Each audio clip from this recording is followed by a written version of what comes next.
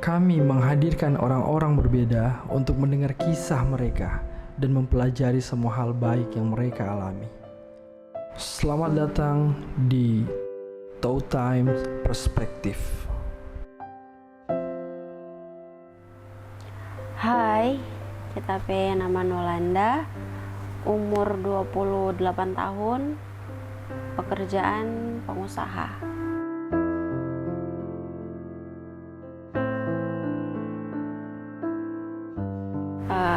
Kita dari latar belakang keluarga yang broken home. Jadi kita mama dengan papa itu so pisah sejak kita masih dalam kandungan.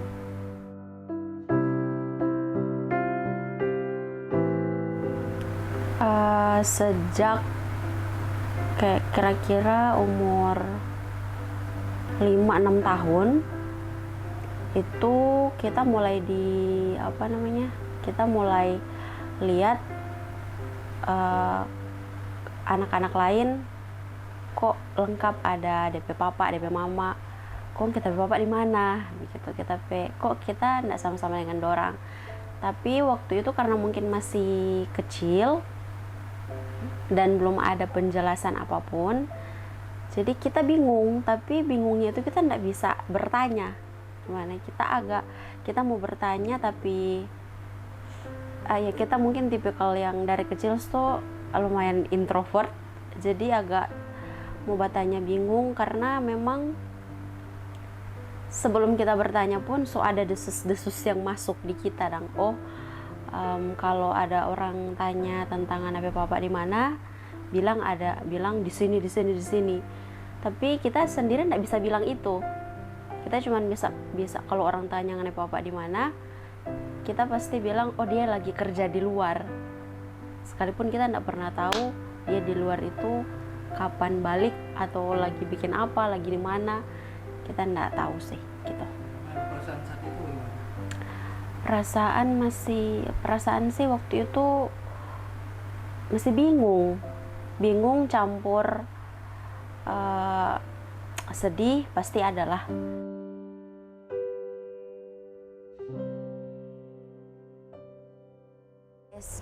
Hal yang paling menyedihkan itu waktu kita SD, kita rupa rindu sekali mau suka ada papa sendiri dang. Kita ini dekat tuh dengan kita opa dari sebelah mama. Cuma kita opa ini ada anak yang paling bungsu, kita tante. Orang dua umur cuman beda 4 atau 5 tahun.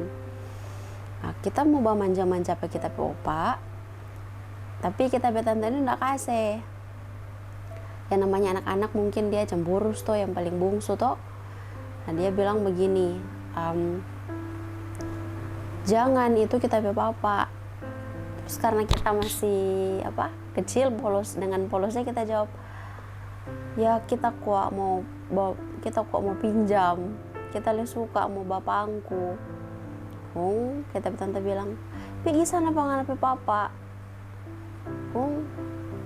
Kita tabah diam kayak kita lagi dengan polosnya, kita jawab, ih salah kita nggak ada papa. Terus kita tante bilang, siapa suruh nggak ada papa? Kita bingung waktu itu. Di satu sisi kita kita sedih sekali pas dengar kata-kata itu, tapi kita lebih bingung kita mau jawab apa. Anak umur 10 tahun ditanyai pertanyaan seperti itu kan kita bingung harus jawab apa. Kita memilih untuk tidak bertanya di kita mama atau kita papa karena kita takut ya, ini mungkin cuma kita asumsi, kita takut mengorek kembali luka lama yang mungkin kita nggak tahu itu sembuh atau belum. Dan kalaupun kita mau diskusi, harusnya dari kedua belah pihak toh, dari kita mama ataupun kita papa, nggak bisa cuman dengar salah satu. Sedangkan dorang dua ini tinggal di tempat yang berbeda jauh, kita nggak bisa berkomunikasi dengan kita papa juga untuk tanya gitu sih. Jadi cuman biasa sih dengar cerita dari orang terdekat yang lain. Tapi kita tidak bisa mengambil kesimpulan bahwa itu kejadian yang dorang ceritakan itu kejadian yang sebenarnya, kecuali keluar dari kita mama dan papa pe mulut sendiri. Tapi sudahlah, kita tidak mau tanya.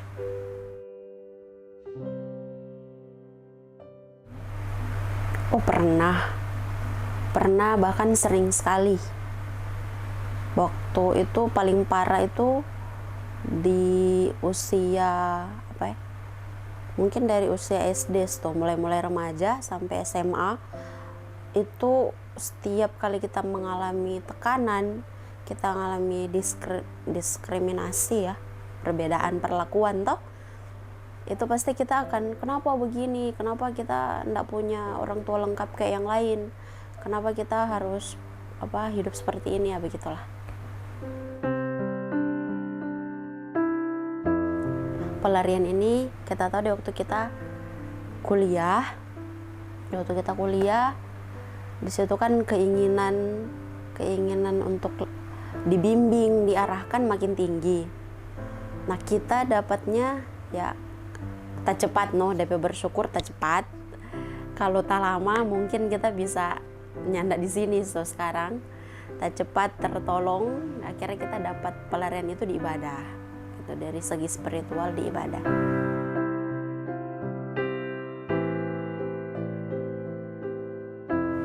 Itu kita pe opa, baik opa sebelah mama atau opa sebelah papa, dua-dua dekat. Kenapa? Karena dorang dua yang ada dari kita kecil sampai sekarang, sekalipun mungkin tetap tidak bisa menggantikan menurut kita sih, karena biar bagaimanapun kan dorang ini punya keluarganya dorang, gitu sih menurut kita.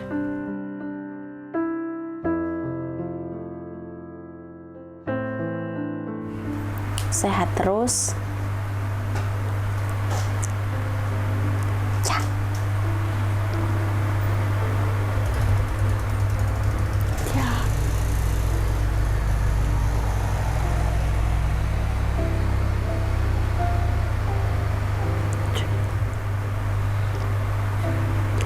Umur panjang sampai kita bisa wujudkan apa yang jadi dorang pemimpi.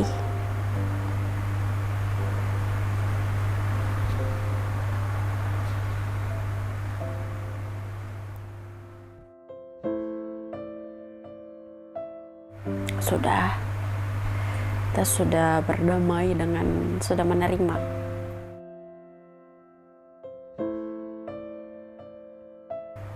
Satu-satunya cara kita berdamai adalah kita melihat hal baik.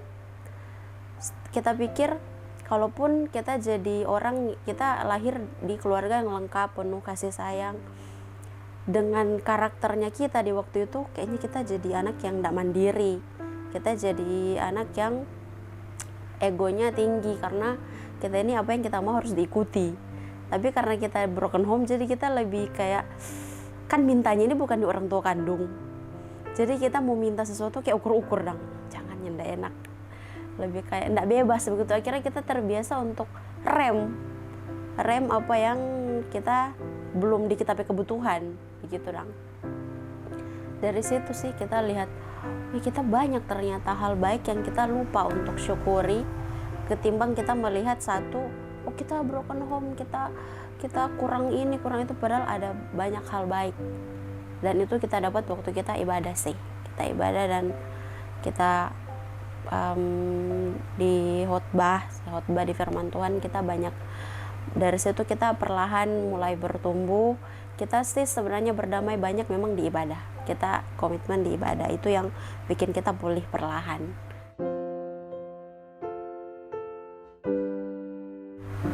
Pesannya kita untuk teman-teman semua, kita tahu ini tidak mudah. Mungkin kita masih lebih baik dapat daripada teman-teman lain. Maksudnya lebih baik ini dapat perlakuan yang masih baik sih ketimbang teman-teman yang lain. Tapi pesannya kita mau seburuk apapun, yang torang alami, sesulit apapun yang torang alami, tetap jalan Jo, tetap jalan.